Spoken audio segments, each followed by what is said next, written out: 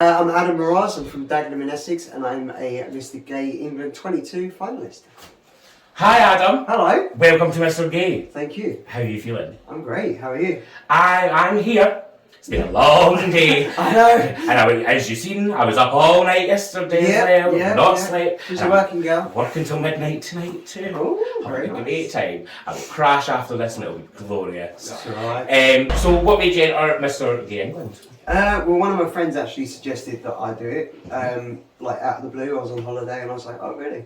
What makes you say that? And basically he was like, well, you're cute, you're a nice guy, got morals in the right place, and you'd be a good role model. So I thought about it for a day, and then I thought, do you know what, I'll give it a shot.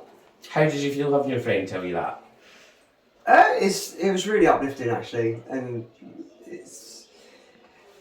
it's really nice to see hear what other people say, like, or their opinions about you, especially when it comes from a genuine, honest place. Yeah, it's just like, it's a little buzz. Good. It should be. Exactly. So obviously Mr. Gay England is a massive national platform, just to freak you out by the way. It's a massive national platform. What do you use the platform for? What's important to you there? Well, I want to be opening up the ideas of people and making sure that inclusion is a bigger part of the community. So I'm studying to be a personal trainer on the side of like my acting career and stuff. But I want to work with people with disabilities, and I want to learn sign language so that I can work with deaf people as well. And I want to be able to cater for the LGBTQ plus people in our community, and just make sure that everyone kind of isn't overlooked and is kind of brought together.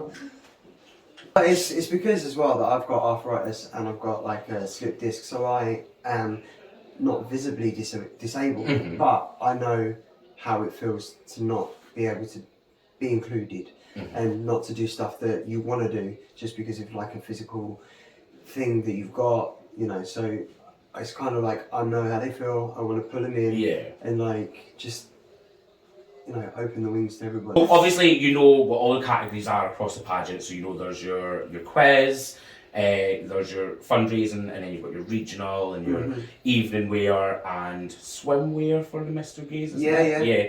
What are you most looking forward to across that?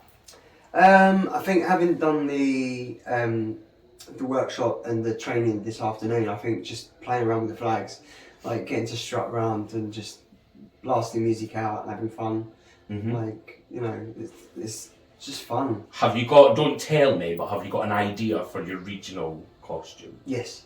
Good. That's my favourite part. Yeah. Everyone's regional, because most people, obviously there's generally a few of the Mr. Gay England's from the London area, but everybody's from a different part, so people do all different kind of things, which is always interesting to see. What are you most nervous about?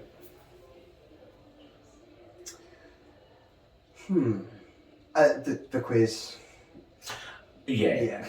I mean, I'm not very good at writing stuff. I'm dyslexic as well, like, and I have an ADHD, so it's like my brain can't really focus, and my dyslexia is understanding like written questions.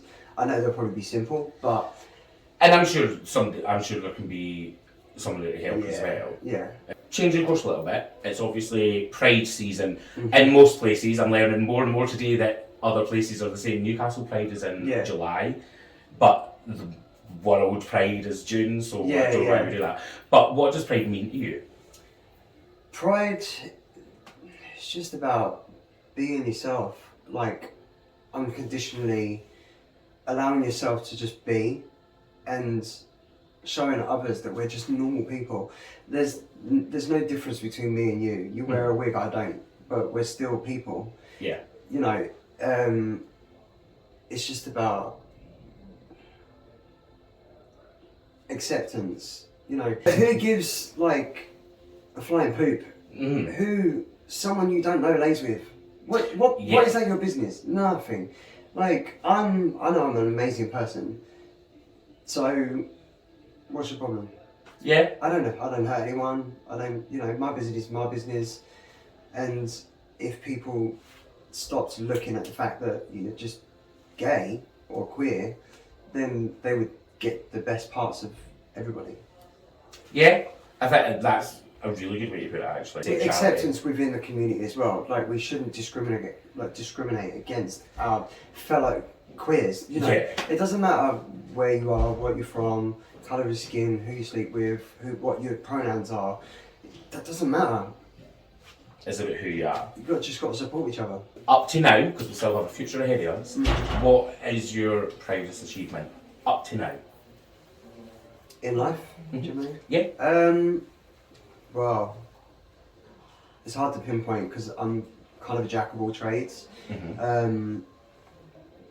But I suppose, like, persevering. Actually, I'm going to get a little bit deep. So my greatest achievement is getting through the last sort of year and a half, because we lost my mum, like near the end of the pandemic. So it's really made me sort of step up in the family. I still live with my dad, and I'm supporting him the best that I can for the sake of my mum, because I know that's what she wanted. So I feel like I've kind of done her proud in that sense, and you know, it's an achievement for me to build a relationship with my dad that it wasn't great. So you know, that's probably my proudest achievement at the minute, stepping up. Good. That's something to be really proud of. Losing a parent's hard, and I think it's either everybody's biggest fear or everybody's biggest reality. Yeah. And thank you for sharing that. That's all right. That's important. It's important stuff like that. It's important to talk about it, you know. Yeah. Because if it'll always come up in life, and you know, I'm quite spiritual as well, so I believe that she's always with us. She's in my ring. It's her ashes with my mum, her hair and my dad's hair.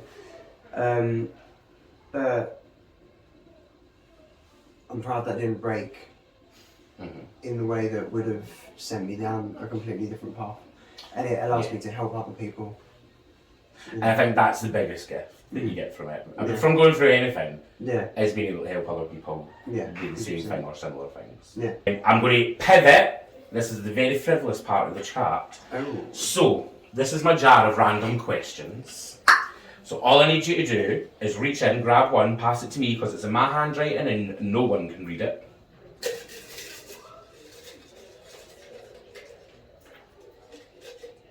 Which one do you do again? This one here? Yeah. Right. So, if you had a time machine, which time period would you go to and why?